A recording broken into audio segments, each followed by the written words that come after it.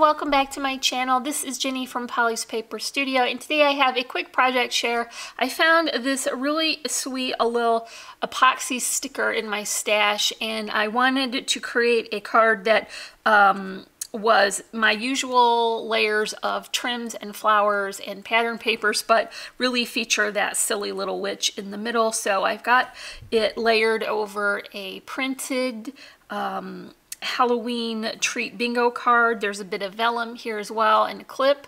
I've got a nice little bow here tied with a striped ribbon topped with a twine bow and a metallic button.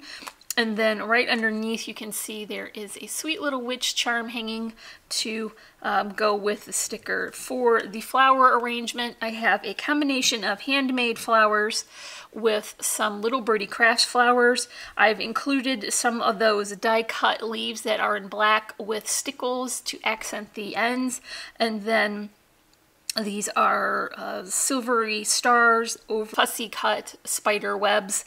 And then last but not least, there are some spirals here to fill in the arrangement.